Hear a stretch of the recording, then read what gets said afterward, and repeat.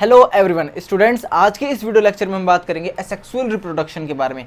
हमने अब तक सेक्सुअल रिप्रोडक्शन को जो है वो कंप्लीट कर लिया है। हमने हर चीज़ को पढ़ लिया है जो उसमें इंपॉर्टेंट थी, और आप अपने क्वेश्चंस जो हैं वो लगाते रहें, किताब से पढ़ते रहें और बाकी क्वेश्चंस भी आप लगाते रहें। इधर उधर से जहाँ से भी क्वेश्चन मिले आप लगाते रहें और ज़्यादा टेंशन ना लें, ठीक है। जो प्रीवियस ईयर क्वेश्चन आए हैं उनको ज़रूर लगाते रहें। अब हम बढ़ते हैं एसेक्सुअल रिप्रोडक्शन की तरफ। देखिए, एसेक्सुअल रिप्रोडक्शन में आपसे मेनली एग्जाम्पल पूछ सकता है, एग्जाम्पल, या फिर थोड़ा बहुत अगर डीप जाना चाहे तो कुछ अंदर की बातें पूछ सकता है, पर हम इसमें बिल्कुल बेसिक रखेंगे, ठीक है। क्योंकि आपको जो है वो बेसिक आना चाहिए पहले, फिर आप अपनी किताब को रीड कर लीजिएगा और क्वेश्चन सॉल्व कर लीजिएगा तो आपको बिल्कुल क्लियर हो जाएगा।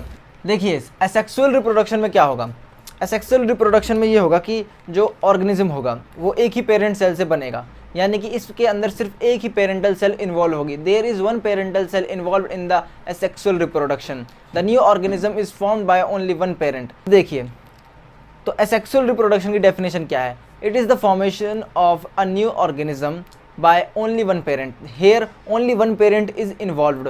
तो इसमें एक ही पेरेंट का, एक ही पिता का, माता का क्या होगा, हस्तक्षेप होगा किसके अंदर, एसेक्सुअल रिप्रोडक्शन के अंदर। और जो नया ऑर्गेनिज्म बना है उसका डीएनए और उसके पेरेंट का डीएनए दोनों सेम होगा, यानी कि इसमें हमें क्या देखने को मिलेंगे, क्लोन देखने को मिलेंगे। क्या देखने को मिलेंगे, क्लोन।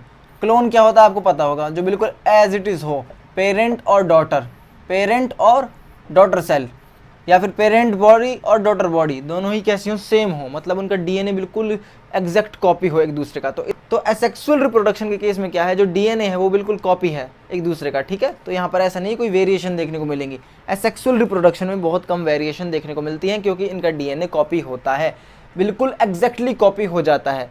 हालांकि ये बात सही है कि अगर हम एक बैक्टीरिया का एग्जाम्पल लें, एक प्रोटोजोआ का एग्जाम्पल लें, आज से 5000 साल पुराना बैक्टीरिया और आज का बैक्टीरिया, किसी भी टाइप का बैक्टीरिया उठा लीजिए, उनमें डिफरेंसेस मिल जाएंगे। क्योंकि देखिए, हुआ तो यहाँ पे एसेक्सुअल रिप्रोडक्शन है, फिर भी डिफरेंसेस मिल जाएंगे। क्यों मिल जाएंगे, क्योंकि जो है वो इन्वायरमेंटल चेंजेस की वजह से, ठीक है, वो चीज़ अलग है। बाकी जो यहाँ पर छोटे टाइम स्पैन के लिए अगर हम देखें तो इनके अंदर, किनके अंदर, इन ऑर्गेनिजम्स के अंदर, जो यूनिसेलुलर और मल्टीसेलुलर ऑर्गेनिज्म है, जिनके अंदर क्या हो रहा है, एसेक्सुअल रिप्रोडक्शन हो रहा है, इनके अंदर क्या होगा, डीएनए सेम होगा। माता का, पेरेंट का, आप बोल सकते हो पेरेंटल बॉडी का और डॉटर बॉडी का डीएनए बिल्कुल सेम होगा। उसकी वजह से वेरिएशन बिल्कुल ना के बराबर होंगे, ठीक है। डीएनए एक्यूरेसी बहुत ज़्यादा होगी किसके अंदर, एसेक्सुअल रिप्रोडक्शन में। क्योंकि देखिए, यहाँ पर डीएनए एक्यूरेसी की भी बात नहीं है। यहाँ पर बात है कि जो पेरेंटल बॉडी है वो सिंगल बॉडी है, और वो अपनी जैसा कि डीएनए कॉपी करके क्या कर रही है, नया ऑर्गेनिज्म बना रही है। ये यहाँ का सिंपल फंडा है। अब यहाँ के अब इसमें क्या है, यहाँ पर हम कई सारे टाइप्स पढ़ेंगे सेक्सुअल रिप्रोडक्शन के। क्या पढ़ेंगे, कई सारे टाइप पढ़ेंगे एसेक्सुअल रिप्रोडक्शन के। पहला आएगा फिजन, फिर आएगा फ्रेगमेंटेशन, फिर आएगा रीजनरेशन, इसके बाद भी बडिंग, स्पोर फॉर्मेशन, ठीक है, वेजिटेटिव प्रोपगेशन, वो सब पढ़ेंगे। हिंदी में देखिए क्या कहते हैं इन चीज़ों को, ये भी देख लेना। सबसे पहले फिजन की तरफ बढ़ते हैं। फिजन का मतलब होता है टूटना। फिशन का मतलब होता है टूटना, यानी कि विखंडन। फिशन भी दो प्रकार का होता है, एक होता है एक होता है बाइनरी फिशन, एक होता है मल्टीपल फिशन, ठीक है। बाइनरी फिशन के आपको एग्जांपल पता होना चाहिए। आपको पता होना चाहिए कि बाइनरी फिशन में क्या आता है। आपको आंसर देना पैरामीशियम आता है, ठीक है। बाइनरी फिशन में बैक्टीरिया भी आते हैं और लीशमेनिया आता है। क्या आता है, लीशमेनिया। अमीबा भी आता है किसमें, बाइनरी फिशन में। आपसे मल्टीपल फिशन का क्या, मल्टीपल फिशन का यानी कि बहु विखंडन का अगर आपसे एग्जाम्पल पूछे, जिसके अंदर बहुत सारे विखंडन हो जाते हैं एक साथ ही, अगर आपसे इसका एग्जाम्पल पूछे तो आपको आंसर देना है प्लाज्मोडियम। क्या आंसर देना है, प्लाज्मोडियम। और कई केसेस में हमने देखा है कि जो अमीबा है, अमीबा भी क्या कर सकता है, मल्टीपल फिशन कर सकता है। याद रखना, अमीबा भी क्या कर सकता है, मल्टीपल फिशन। कब करता है, जब जब कंडीशन कैसी हो, सर्कमस्टेंसेस बहुत ज़्यादा हार्ड हो, मतलब इसके सर्वाइवल के लिए क्या हो, अनुकूल ना हो। इसके जीवित रहने के लिए अगर अनुकूल नहीं हुई परिस्थितियाँ, किसके जीने के लिए, अमीबा के जीने के लिए, तो क्या करेगा, ये करेगा मल्टीपल फिशन। तो फिशन जो है वो दो प्रकार का है, विखंडन दो प्रकार का है। एक तो है कि वो एक से दो बन जाएगा, बात खत्म। और एक है कि वो एक से कई सारे टुकड़ों में बढ़ जाएगा, मतलब कई सारे सेल्स बना लेगा। यहाँ पर जो फिशन है, इसके अंदर सिंगल यूनिसेलुलर ऑर्गेनिज्म, एक केशिका वाले क्या देखे जाते हैं, ऑर्गेनिज्म देखे जाते हैं, जीव देखे जाते हैं। यूनिसेलुलर ऑर्गेनिज्म सबसे ज़्यादा किसके अंदर आएंगे, फिशन के अंदर आएंगे। इनका डिवाइड होना ही, इन सेल्स का डिवाइड होना ही, इन कोशिका का डिवाइड होना ही यहाँ पर रिप्रोडक्शन बन जाती है। दोबारा मेरे साथ बोलिए, इनका डिवाइड होना, इनकी सेल का डिवाइड होना ही क्या है, रिप्रोडक्शन है इनके लिए। क्योंकि देखिए, यहाँ पर सेल तो एक है, अब सेल का, अब मैंने बोल दिया कि भाई मैंने सेल डिवाइड कर दी, इनकी डिवाइड तो खैर अपने आप होगी। मैंने बोल दिया कि अमीबा की सेल डिवाइड हो गई, तो डिवीजन के साथ क्या हुआ, वो सिर्फ डिवीजन नहीं है, यहाँ पर रिप्रोडक्शन भी हो रहा है। कौन सा, फिशन। ठीक है, फिशन के 2 प्रकार, आई थिंक आपको समझ आ गए होंगे। उसके बाद देखिए यहाँ पर मेन चीज़ क्या है, एग्जाम्पल। एग्जाम्पल जरूर याद कर लेना। प्रोटोजोआ, प्रोटोजोआ में कौन कौन से आ जाएंगे, प्रोटोजोआ में आ जाएगा आपका लीशमैनिया, और फ्रेगमेंटेशन का एग्जाम्पल देख लीजिए स्पायरोगायरा। तो चलिए गाइस अब हम आगे बढ़ते हैं और बाकी उन तरीकों को देख लेते हैं जिनसे क्या होगा, एसेक्सुअल रिप्रोडक्शन होगा। चलिए गाइस आगे बढ़ते हैं। तो गाइस अब हम आगे बढ़ते हैं और कुछ और मेथड्स पढ़ लेते हैं एसेक्सुअल रिप्रोडक्शन के। देखिए जो नेक्स्ट मेथड है वो है बडिंग। बडिंग क्या होता है, देखिए बडिंग बहुत सिंपल है, आपने 8th क्लास में भी पढ़ा है, 7th क्लास में भी पढ़ा होगा। ठीक है, बडिंग। बडिंग में क्या होता है, हम इसको हिंदी में बोलते हैं मुकुलन। ये किसके अंदर देखने को मिलती है, इसका एग्जाम्पल जो है वो है हाइड्रा, हाइड्रा और ईस्ट। ये इसके ना बेस्ट एग्जाम्पल है बडिंग के, हाइड्रा और ईस्ट। यही आपसे क्वेश्चन पूछ सकता है कि भाई क्या एग्जाम्पल है इसके। पर ये होता कैसे है, देखिए बडिंग के अंदर क्या होते हैं, कुछ ऐसी सेल्स होती हैं जो पेरेंटल बॉडी से बहुत ज़्यादा मिली जुली हुई होती हैं। ठीक है, वो क्या करती हैं कि पेरेंटल बॉडी होती है जो उसके साइड में, देखिए जैसे कि आपने देखा होगा, ये मान लीजिए एक पेरेंटल बॉडी है, सिंपल डायग्राम बना रहा हूँ, ये एक नॉर्मल पेरेंटल बॉडी है, आप इसको ऐसे समझिए, नॉर्मल पेरेंटल बॉडी है। अब क्या करेगी, इस पेरेंटल बॉडी में साइड में कहीं पर भी एक बर्ड निकल आएगी, क्या निकल आएगी, बर्ड निकल आएगी। ठीक है, तो वो बर्ड जो है मान लीजिए यहाँ पर निकल आई, तो टाइम के साथ साथ ये बर्ड जो है वो बड़ी होती जाएगी, क्या होती जाएगी, बड़ी होती जाएगी टाइम के साथ। और एक टाइम ऐसा आएगा कि ये एक कंप्लीट ऑर्गेनिज्म बना लेगी और बॉडी से क्या हो जाएगी, अलग हो जाएगी। ठीक है, ये बर्ड क्या है, बॉडी से अलग हो जाएगी और एक नया ऑर्गेनिज्म बना लेगी। और ये किसके अंदर देखने को मिलता है, ये देखने को मिलता है हाइड्रा के अंदर और ईस्ट के अंदर। ईस्ट क्या है, आपसे क्वेश्चन में पूछ सकता है कि एक ऐसी फंगी जिसके अंदर बडिंग देखने को मिलती है, आपको आंसर देना ईस्ट। क्या देखने को मिलती है, बडिंग। आपको आंसर क्या देना, ईस्ट। ईस्ट के अंदर क्या देखने को मिलती है, बडिंग देखने को मिलती है। उसके बाद आता है वेजिटेटिव प्रोपगेशन, यानी कि कायिक प्रवर्धन। ठीक है, इसमें क्या होता है, देखिए इसमें जो है ना वो इम्पोर्टेंट है। इसमें बॉडी के पार्ट्स जैसे कि रूट, स्टेम, लीफ, ये क्या करेंगी, नए ऑर्गेनिज्म यानी कि नए प्लांट को क्या कर देंगी, जन्म दे देंगी, नए प्लांट को बना देंगी। तो इसके अंदर क्या होंगे, प्लांट के पार्ट इन्वॉल्व होंगे। क्या होंगे, प्लांट के पार्ट, जैसे कि लीफ, रूट, स्टेम। ठीक है, इसका एग्जाम्पल क्या है, ब्रायोफाइलम। क्या है, ब्रायोफाइलम, ये एक पत्ती है, एक पेड़ की पत्ती होती है, उसके अंदर देखने को मिलता है। ठीक है, तो ब्रायोफाइलम इसका एग्जाम्पल है। और इसका क्या यूज़ होता है वेजिटेटिव प्रोपगेशन का, इसका एग्रीकल्चरल बहुत ज़्यादा यूज़ है, क्योंकि जो प्लांट्स वेजिटेटिव प्रोपगेशन के द्वारा उगाए जाते हैं उनके अंदर फ्रूट और फ्लावर्स जल्दी आते हैं। ठीक है, तो एग्रीकल्चर में बहुत ज़्यादा यूज़ है इसका। लेयरिंग और ग्राफ्टिंग में भी इसका यूज़ होता है, लेयरिंग और ग्राफ्टिंग में भी। लेयरिंग ग्राफ्टिंग किसके अंदर होती है, शुगर केन के अंदर होती है। किसके अंदर होती है, शुगर केन के अंदर होती है। तो गाइस देखिए, और बाकी मैं क्या कर रहा हूँ, मैं यहाँ पे कुछ यूजेस लिख रहा हूँ किसके, वेजिटेटिव। प्रोटोजोआ में आ जाएगा आपका लीशमैनिया। लीशमैनिया से कौन सी बीमारी होती है आपको पता होगी, काला अजहर। ठीक है, और बैक्टीरिया आ जाएंगे यहाँ पर, प्रोटोजोआ, बैक्टीरिया और अमीबा तो फेवरेट है, और प्लाज्मोडियम मल्टीपल फिजन में। और सिंपल फिजन का एग्जाम्पल पूछे तो सबको डाल देना। ठीक है, उसके बाद आता है फ्रेगमेंटेशन। फ्रैगमेंट फ्रैगमेंट क्या होता है, टुकड़े होते हैं बहुत सारे, पीसेस।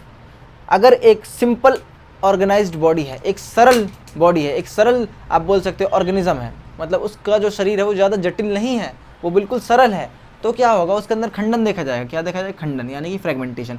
फ्रेगमेंटेशन किसका एग्जाम्पल है, ये एग्जाम्पल है आप बोल सकते हो कि एक रिप्रोडक्शन का ही। फ्रेगमेंटेशन क्या है, एक रिप्रोडक्शन का टाइप है, आप ऐसे बोल सकते हो। इसका एग्जाम्पल क्या है, स्पायरोगायरा। क्या है इसका एग्जाम्पल, स्पायरोगायरा। स्पायरोगायरा क्या है बेटा, स्पायरोगायरा जो है वो है एल्गी। क्या है, एक एल्गी। स्पायरोगायरा एक एल्गी है।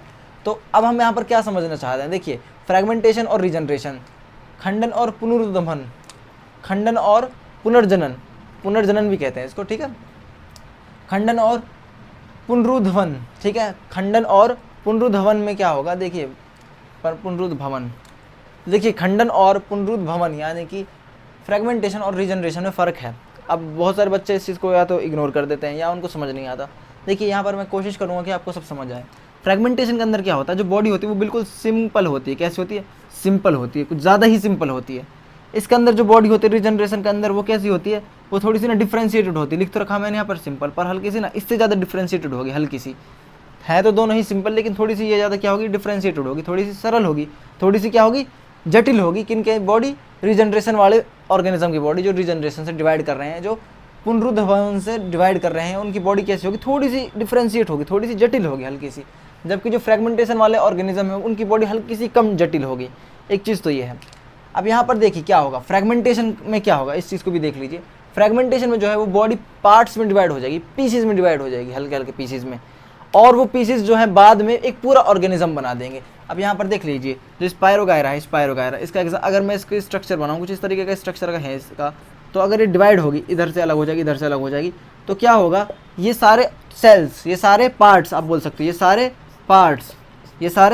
पार्ट्स क्या हो जाएंगे बेटा, ये सारे पार्ट्स जो हैं वो वापस से क्या बना देंगे, एक पूरा स्पाइरो वगैरह बना देंगे। क्या बना देंगे, स्पाइरो वगैरह। पार्ट्स नहीं, यहाँ पर क्या होंगे, पीसीज, याद रखना, यहाँ पर क्या होंगे, पीसीज।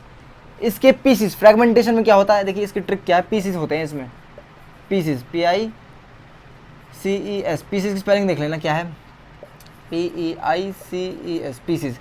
इसके अंदर पीसीज होता है, किसके अंदर, फ्रेगमेंटेशन के अंदर क्या होते हैं, पीसीज होते हैं, पीसीज, टुकड़े होते हैं, कोई बॉडी पार्ट नहीं होता, ये इंपॉर्टेंट है। फ्रेगमेंटेशन के अंदर क्या होते हैं, पीसीज होते हैं जो अलग हो जाते हैं। पीसीज में इसकी बॉडी बढ़ जाती है किसकी, स्पाइरोगायरा की, और पूरा ऑर्गेनिज्म बना लेती है। उसके बाद रीजनरेशन में क्या होता है, इसमें पार्ट्स होते हैं, क्या होते हैं, पार्ट्स, क्या होते हैं, पार्ट्स।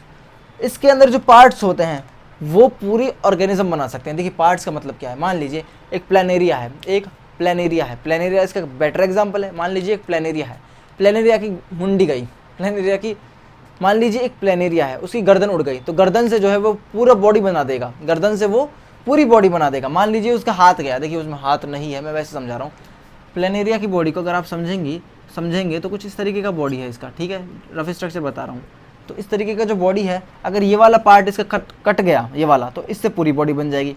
अगर इसका ये वाला पार्ट कट गया तो पूरी बॉडी बन जाएगी। अगर इसका बीच वाला पार्ट कट गया तो पूरी बॉडी बन जाएगी। देखिए यहाँ पर ना पार्ट्स में बटी पड़ी बॉडी, हेड अलग दिख जाएगा आपको, टेल वगैरह, जो मतलब आप देख सकते हो कि अलग अलग पार्ट्स, इनके अलग अलग नाम है, ठीक है, अलग अलग नाम है।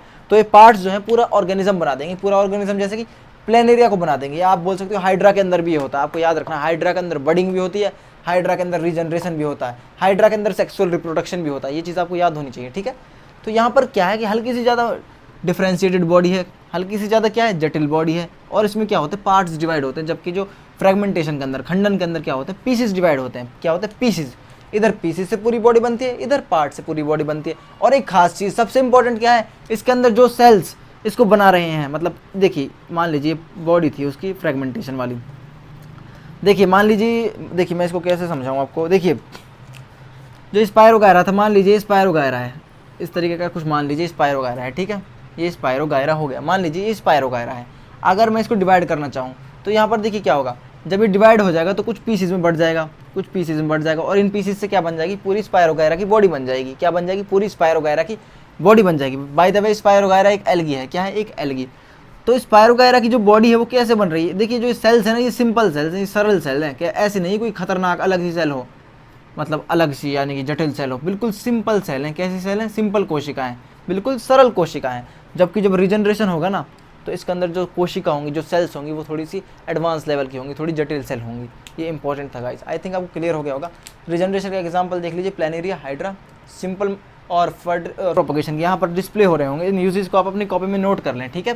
जो यहाँ पर आपको पूरी स्क्रीन पर यूजेस दिख रहे हैं किसके, वेजिटेटिव प्रोपगेशन के, कायिक प्रध्रवन के, इसके आप जितने भी यूजेस हैं इसको नोट कर लें, जितने भी इसके इस्तेमाल हैं, ठीक है, ये आपको काम देंगे एग्जाम में।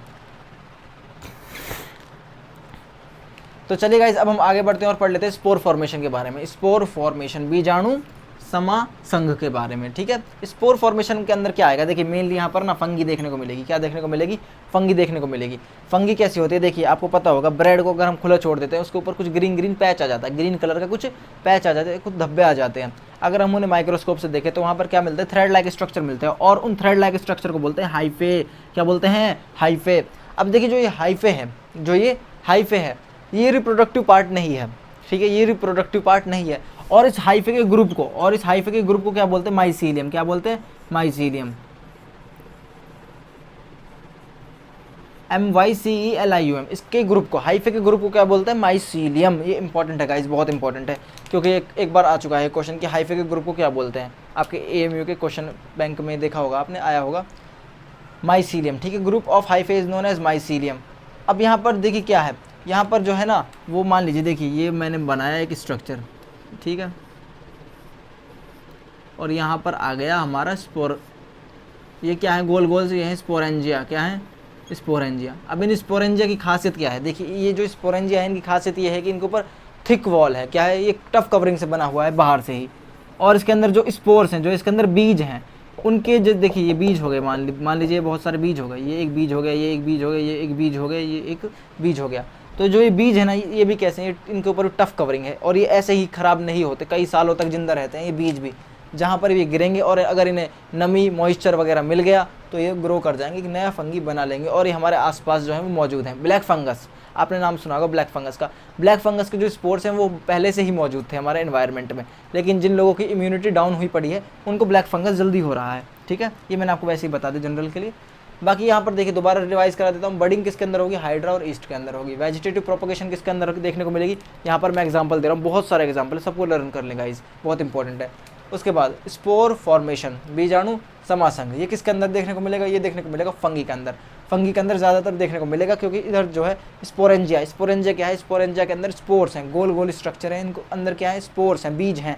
ये जहाँ पर भी गिरेंगे नया फंगी ग्रो कर लेंगे। ठीक है, और ग्रुप, और ये क्या करते हैं, थ्रेड लाइक स्ट्रक्चर बनाते हैं, उनको बोलते हैं हाइफे। पूछ सकता है आपसे एग्जाम में। ठीक है, और उन हाइफे के ग्रुप को क्या बोलते हैं, इन हाइफे के ग्रुप को, झुंड को, उनको बोलते हैं माइसीलियम। हाइफे के ग्रुप को क्या बोलते हैं, माइसीलियम। ये इंपॉर्टेंस, और आप इस चीज़ को अच्छी तरह समझ लें कि आपका टेस्ट ज़्यादा दूर नहीं है, आप अच्छी तरह पढ़ाई करते रहें। जामिया के लिए अगर आप तैयारी कर रहे हैं तो आपको तो दिन रात एक कर देना चाहिए। चलिए गाइस, तब तक के लिए आप अपना ध्यान रखिए, हो सके तो घर पर रहिए, सैनिटाइजर और मास्क का भी प्रॉपर यूज़ करते रहें। Take care, bye.